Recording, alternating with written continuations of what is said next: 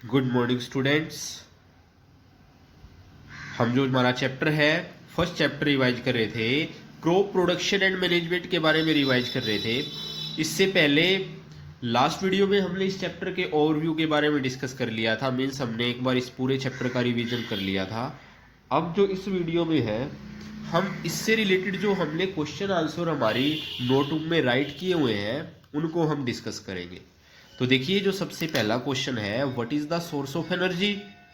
आप various activities करते हैं, उन सब के लिए आपको एनर्जी की जरूरत होती है। वो एनर्जी आपको मिलती कहाँ से है? फूड से। Food is the source of the energy. Food क्या है? एनर्जी का सोर्स है। अब नेक्स्ट क्वेश्चन ये आता है कि ये फूड हमें कहाँ से मिलता है? Right two major sources of the food. तो फूड हमें कहाँ से मिलता है? Two major sources of the food are plants and animals. Food हमें कहाँ से मिलेगा? प्लांट से और एनिमल से। फॉर एग्जाम्पल, हम रोटी वगैरह खाते हैं तो उसके लिए जो व्हीट है वो हमें प्लांट से मिलता है, और मिल्क वगैरह लेते हैं वो हमें कहाँ से मिलता है? एनिमल से। Next, define agriculture. The process of growing crop on large scale is called agriculture. मतलब कि ऐसी प्रक्रिया जिसके अंदर हम फसलों को उगाते हैं एक बड़े पैमाने पर, एक बड़े स्केल पर, उसी को हम क्या बोलते हैं? एग्रीकल्चर बोलते हैं। नेक्स्ट आएगा टाइप्स ऑफ एग्रीकल्चर। तो हमने 4 टाइप्स ये पढ़ ली है। सबसे पहले horticulture. It is the branch of agriculture which deal with the production and management of the fruits and flowers. इसके अंदर हम किसके बारे में स्टडी करते हैं, डील करते हैं, या किसकी प्रोडक्शन और मैनेजमेंट करते हैं? फ्रूट्स एंड फ्लावर्स की, फलों की और फूलों की। इसको जनरली हिंदी में बागवानी भी बोला जाता है। आपने सुना होगा बहुत बार ये वर्ड, बागवानी। नेक्स्ट है ओलेरीकल्चर। ओलेरीकल्चर में हम किसकी स्टडी करते? It deal with the production and management of the vegetable. इसमें हम वेजिटेबल की प्रोडक्शन के बारे में और मैनेजमेंट के बारे में डिस्कस करते हैं। Aquaculture, it deal with the production and management of the aquatic plant. Aqua word जहां भी आ जाए, ये वर्ड किससे रिलेटेड होता है? वाटर से। तो कहीं ना कहीं इससे जो डेफिनेशन मिलेगी आपको वो वाटर से लिंक्ड होगी। तो इसके अंदर हम उन प्लांट्स की स्टडी करते हैं जो एक्वेटिक प्लांट्स होते हैं, जलीय पौधे होते हैं।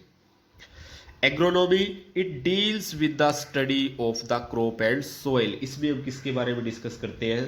क्रॉप के बारे में भी और सोइल के बारे में भी। नेक्स्ट है nomadic man eight dash and dash. जो नोमैडिक पहले आदिवासी होते थे, जो जंगलों में रहते थे, वो क्या खाते थे?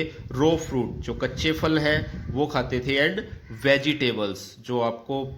जो वेजिटेबल्स उन्हें मिलती थी उनको क्या करते थे? वो खाया करते थे, क्योंकि उन्हें पकाना तो आता था नहीं, तो वो रॉ फ्रूट्स ही खाया करते थे।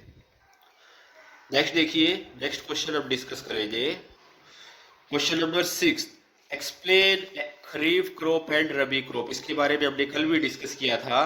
खरीफ क्रॉप और रबी क्रॉप क्या होती है?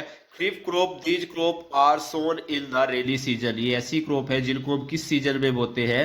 रेनी सीजन में। इसका टाइम पीरियड भी बताया था। जनरली ये अप्रैल मई के महीने में इनको बोया जाता है और अक्टूबर सितंबर तक इसको काटा जाता है। एग्जाम्पल क्या क्या है इसके? सोयाबीन है, पैडी है, आजकल जो कॉटन है। ये जो अब सीजन चल रहा है, ये कौन सा सीजन चल रहा है? खरीफ का सीजन चल रहा है। नेक्स्ट देखिए, rabi crop, these crop are sown in the winter season. ये वो क्रॉप है जिनको हम विंटर सीजन मतलब सर्दियों में क्या करते हैं? उगाते हैं। इसका जो टाइम पीरियड होता है जनरली इंडिया में कब होता है? इनको अक्टूबर नवंबर तक बोया जाता है और उसके बाद मार्च अप्रैल तक काट लिया जाता है इनको। नेक्स्ट देखिए, इसके एग्जाम्पल है व्हीट है, ग्राम है। नेक्स्ट देखिए, on which factor cropping pattern depends. Means हमने इनको डिवाइड किया है, जैसे खरीफ क्रॉप है, रबी क्रॉप है, किस फैक्टर पे डिवाइड किया है? तो हमने डिवाइड किया है इनको, cropping patterns depend on the temperature, humidity and rainfall. Temperature तो बिल्कुल अलग होता है। विंटर सीजन में बिल्कुल सर्दी आ जाती है और समर सीजन में गर्मी रहती है, तो टेम्परेचर है, रेनफॉल का भी इसके ऊपर इफेक्ट पड़ता है। नेक्स्ट देखिए, डिफाइन टाइलिंग। टाइलिंग और प्लोइंग क्या है? It is the process of loosening और टर्निंग द सोइल। एक ऐसी प्रक्रिया है जिसके अंदर हम सोइल को लूजन और टर्न करते हैं, इसको हम क्या बोलते हैं? टाइलिंग बोलते हैं। What is humus? It is the upper layer of the soil that has nutrients for the growth of plants. ये प्लांट्स होगा यहाँ पर।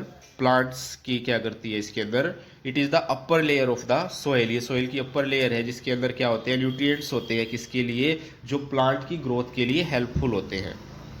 Y tilling is necessary, tilling क्यों जरूरी है, due to tilling plant can easily penetrate deep inside the soils, कल भी हमने डिस्कस किया था, अगर हम टाइलिंग करेंगे मीन्स सोइल को लूजन कर देंगे तो उनकी जो रूट्स हैं वो डीप पेनिट्रेट कर सकती है, और अगर डीप पेनिट्रेट करेगी तो वो ज़्यादा वाटर का अब्जॉर्प्शन करेगी और जो उनके लिए इंपॉर्टेंट न्यूट्रिएंट्स है वो लेके आएंगे, और इजिली ब्रीथ भी कर सकते हैं उसी की वजह से।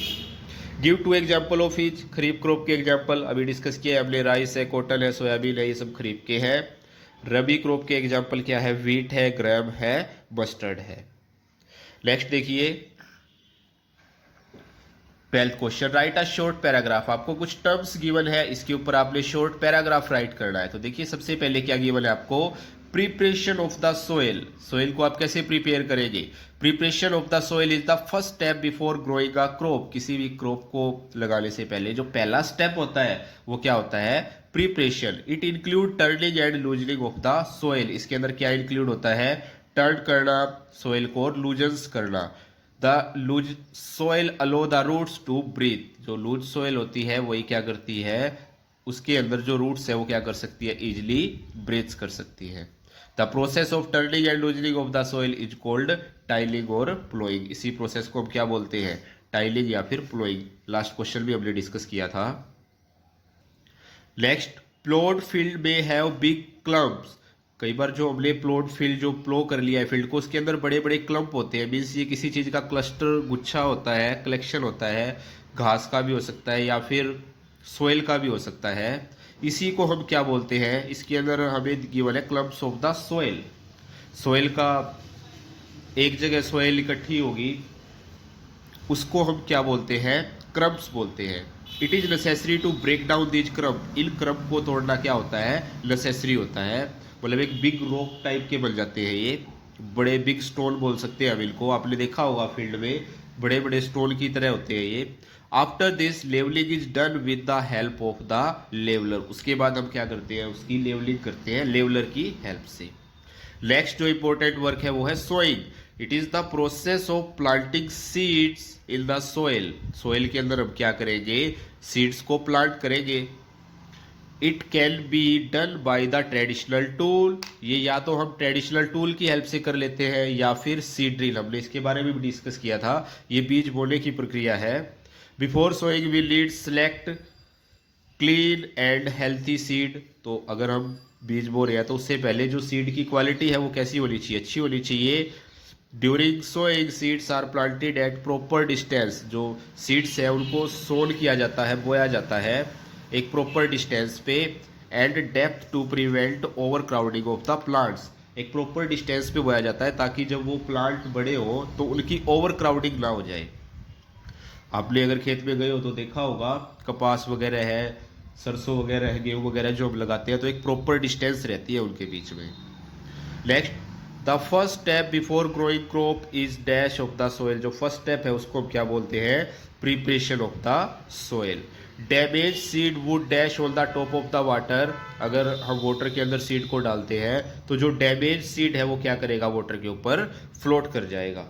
The same kind of the plant cultivated on the large scale is called crop, अगर आप सेम तरह के एक ही तरह के पौधे लगा रहे हैं एक बड़े स्केल पे तो उसको हम क्या बोलते हैं, क्रॉप बोलते हैं।